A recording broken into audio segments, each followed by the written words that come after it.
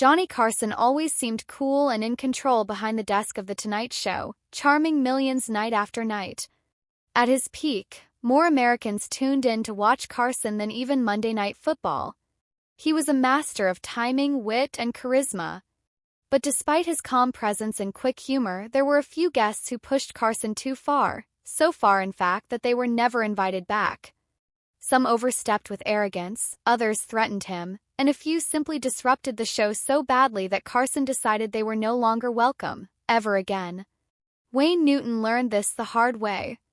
While Carson was known for his clever jabs, a particular joke about Newton struck a nerve. After Carson quipped that Las Vegas had installed brighter stage lights to help Newton's hair photosynthesize, the audience burst into laughter, but Newton didn't. At the time, he had just invested heavily in the Aladdin Hotel and was working to protect his polished image. In 1980, Newton reportedly showed up at the NBC studios uninvited, storming the hallways and finally confronting Carson directly. According to insiders, Newton issued a blunt threat in Carson's office, warning him to stop the jokes or face physical consequences. The moment security was alerted, Newton was permanently blacklisted. His photo was circulated to staff, and his name was erased from future guest lists. For Carson, physical intimidation meant you were finished, no matter how famous you were. Uri Geller, the so-called psychic, was another who found himself permanently blocked from the show. Carson, who had a background in magic and illusion, had little patience for those claiming real supernatural powers. When Geller appeared on the show in 1973, Carson worked with skeptic James Randi to expose him.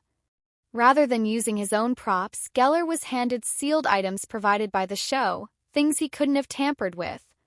Faced with real scrutiny, Geller faltered. He couldn't bend spoons or read hidden drawings. His confidence faded on live TV, and Carson remained calm but unimpressed. Geller blamed everything from studio lighting to bad energy in the room, but the damage was done. Carson later said bluntly, "We revealed him as a fraud, and that's all I need to know." From then on, any guests promising paranormal feats were required to use only props provided by the show. Chevy Chase, once a promising comedy star, quickly wore out his welcome. When he first came on in 1976, he poked fun at Carson's golf skills, a bit Carson tolerated. But when Chase returned after becoming a breakout star from Saturday Night Live, his ego had grown. He bragged about his movie earnings and joked about taking over Carson's time slot. The jabs weren't playful anymore, they were condescending. Backstage, Carson kept quiet but seethed. He later told producers he wouldn't tolerate someone who thought they could replace him. From that moment, Chase was unofficially banned. Years later, when Chase started his own late-night show, Carson didn't offer advice or support. He didn't even return phone calls. The message was clear: mock the king of late night and you'll never be part of it.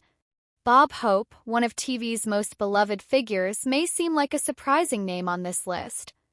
But Carson's problem with Hope wasn't personal, it was professional. Hope's appearances became less like interviews and more like advertisements.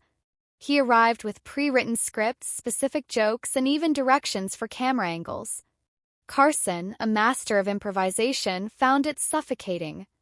When Hope ignored spontaneous questions and stuck rigidly to his cue cards, the spontaneity vanished. The final straw came during a visit loaded with sponsor plugs, including multiple mentions of Texaco. After that show, Carson told his team he wouldn't be part of another infomercial. Despite Hope's stature, Carson refused to let the show become a marketing platform. Hope was slowly phased out. No official announcement, just a permanent absence. Charlton Heston was another guest who tested Carson's patience, this time by turning interviews into lectures. What should have been a quick answer about a movie stunt turned into a 10-minute philosophical monologue. Heston treated every question like a chance to deliver a speech. He cited Shakespeare, Greek tragedies, and political ideology, all while the show's energy plummeted. Viewers tuned out. After one particularly long-winded appearance in the late 80s, Carson had had enough. He told producers that Heston was running his own show within mine, and it wasn't entertaining. Heston's publicist later struggled to get him rebooked, not realizing he was now persona non grata. Don Rickles, the insult comic, had a reputation for causing chaos wherever he went. His sharp tongue was part of his act. No one was off limits, not even Carson. But during one guest hosting stint, Rickles accidentally broke Carson's cherished cigarette box, an irreplaceable gift with sentimental value. Carson made light of it on air, even storming the CPO Sharky set to confront Rickles in a moment that became TV gold. But off-camera, Carson wasn't laughing. Rickles ignored stage directions, disrupted segments, and once mocked an overweight woman in the audience, drawing complaints from viewers. Carson finally decided that while Rickles was funny, he was also unpredictable and sometimes cruel. That unpredictability got him banned. Though they remained polite in public, Rickles was never invited back to The Tonight Show. And then there was Fred Rogers, whose only crime was being too gentle for late-night television. When Mr. Rogers appeared on The Tonight Show, producers imagined a short, heartwarming segment with his puppets. But Rogers' slow, thoughtful speaking style, so perfect for children's programming, clashed with the fast pace of late night. His long pauses and deliberate answers left Carson scrambling. Jokes didn't land. Timing fell apart. The audience, used to quick laughs, grew restless. Carson later said that Rogers was a saint but not cut out for the format. It wasn't personal, Carson admired him. But Rogers was never asked back. As Carson told his staff, "This show moves too fast for someone that's sincere." In the end, Carson's list of banned guests wasn't about grudges. It was about protecting the tone and quality of his show.